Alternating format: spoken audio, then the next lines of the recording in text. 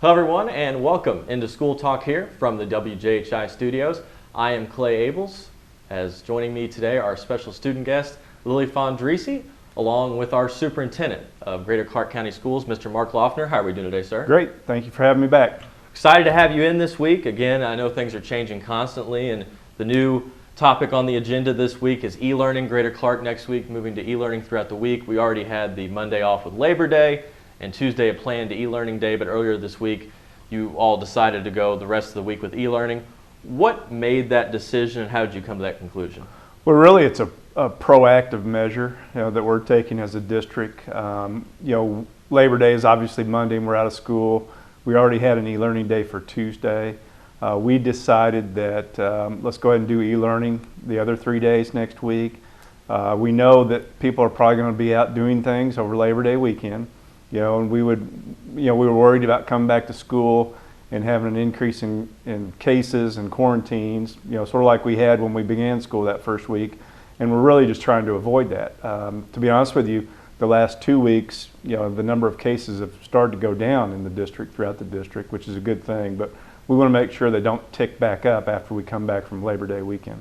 To go along those same lines, I know a big part of quarantining and close contact, all those different measures leads to our student question with Ms. Fondrisi, and I'll hand it off to her.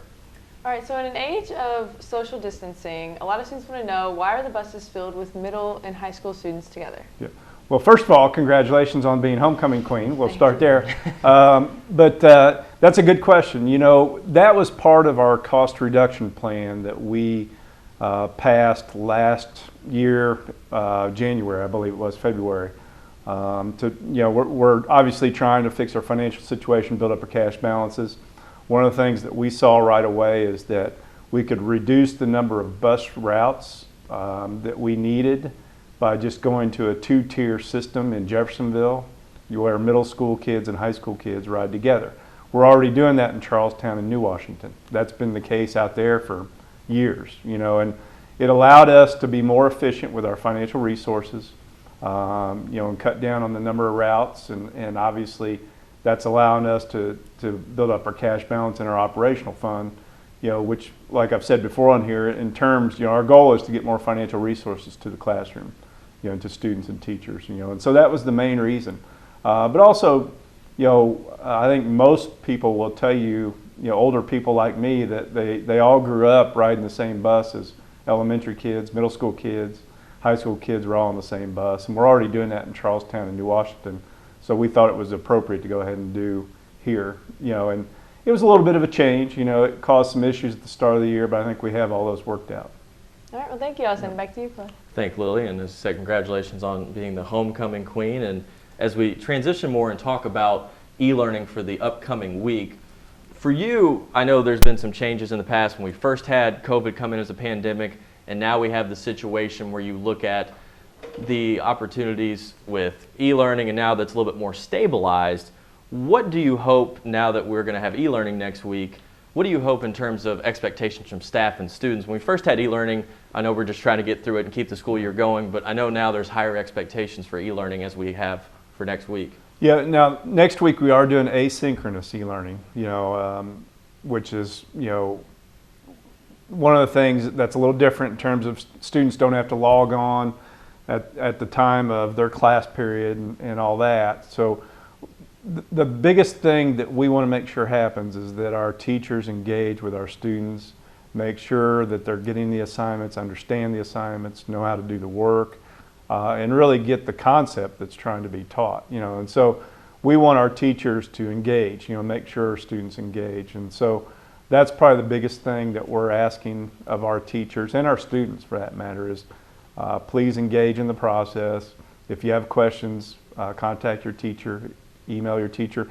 A lot of teachers are putting videos on Google Classroom, so they get that direct instruction piece, even though it's asynchronous learning. And just make sure you communicate, students and teachers. We ask that both do that. For staff expectations, is the expectation for staff to come into the building every day, for teachers, and also I know there's some office hours that you need to be available for students? Yes, all staff, whether it's teacher, para, bus drivers, are being asked to report each day of next week. So Everyone will have to report to work and be here and work on the e-learning and asynchronous e-learning and make sure they engage students in the work. And for the student standpoint, we talked about being with asynchronous. Biggest is communication, but also, like as we said, it'll be a little bit more rigorous from the sense of still assignments and trying to have school as usual. Absolutely. Yep. That's very, very important that we get some continuity, as we go through the school year, get into the rhythm of school, so to speak, and just, focus on academics and focus on making sure our students are learning what they need to learn.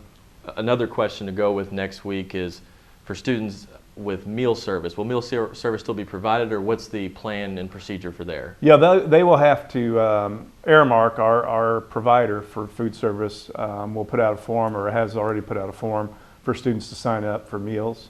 And then they will have to come to each school, I believe, to pick up the meal. So that will be a service that's provided next week, and we're very happy to provide that service to our students. Here in a socially distanced production of School Talk with Mr. Laughner, I'm Clay Abels here from the WJHI studios. I want to go along those same lines when we're talking about expectations and e-learning days. I know that you said the numbers are down, so hopefully we'll see less e-learning days going forward, but for you as an administrative cabinet, are there more planned e-learning days in the future, or is it more just take it week by week and see what the numbers come? We're going to take it week by week and really school by school. We want to keep our schools open. We don't want to go to virtual learning. We're committed to keeping our schools open. There's a few factors that will play into that in terms of what we look at school by school. If all of a sudden there's a cluster of cases in one school and we need to shut that school down for a week, we'll do that if we have to. If all of a sudden, we get upwards close to 40 to 50% of the kids are quarantined for some reason, then we're going to look at just going ahead and going to e-learning for that school. But overall, our goal, our commitment is to keep our schools open. We want to make sure we have in-person learning as much as we possibly can throughout the school year. For parents and students, I know there's been a lot of conversation this year about what the schools can do to stay open. What can parents and students help Greater Clark County schools do in staying open and staying ahead of it? I know there's 1,000 phone calls a day from quarantines and close contact tracing. What can students and parents do to help the process? I know we've talked about before having the clinic open down at the Fetter Center for COVID testing and vaccines. What can parents and students do in your mind to help the process? Well, whether people agree or disagree, we were part of a webinar this morning with the State Department of Health where they stated that wearing masks in school, there's only a 1% chance of spread within school if everybody's wearing a mask. And that's one of the reasons the state changed their quarantining guidelines by executive order yesterday afternoon. It came through, and we're addressing that today, and we'll send out some information to parents later today on the new quarantining guidelines. But it's very important. That's a very important thing. I mean, whether you agree with masks or not, it allows us to do two things. Number one, hopefully stop any spread within the school. It also allows us to quarantine less students if everybody's wearing a mask. And if our goal is to keep students in school in person, then everybody needs to be wearing a mask. And so that's very, very important. The other thing is for parents at home to make sure they're monitoring their children, making sure if they see symptoms, keep them at home, don't send them to school, get them tested, get them, find out what's going on, if it's COVID related, just to make sure they're really monitoring what's going on with their child at home.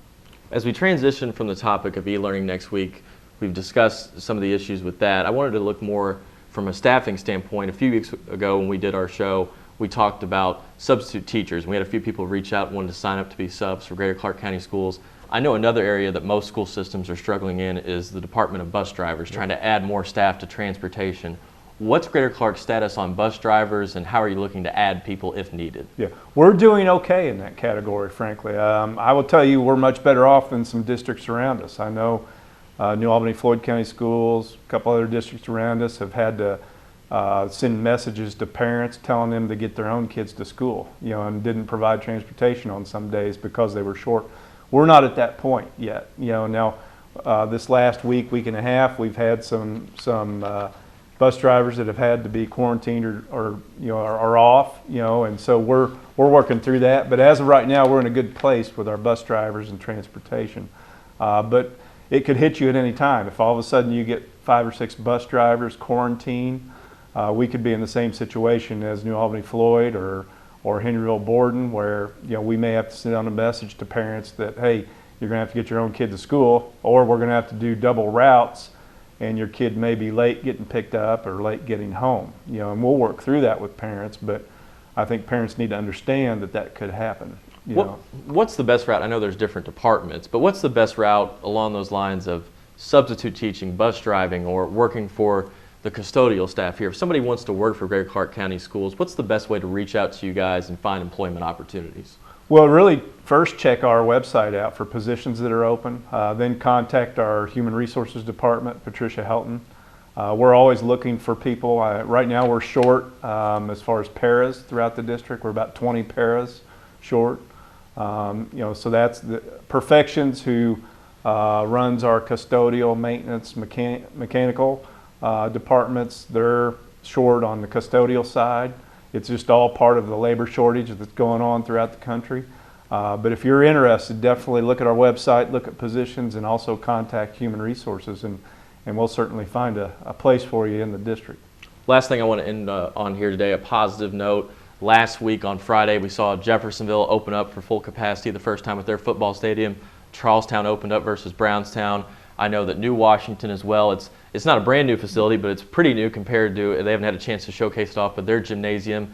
I saw you were out at the football games last week. Talk about how exciting it is for you to see the people back out there and get to showcase some of the early part of your facility plans here at GCCS.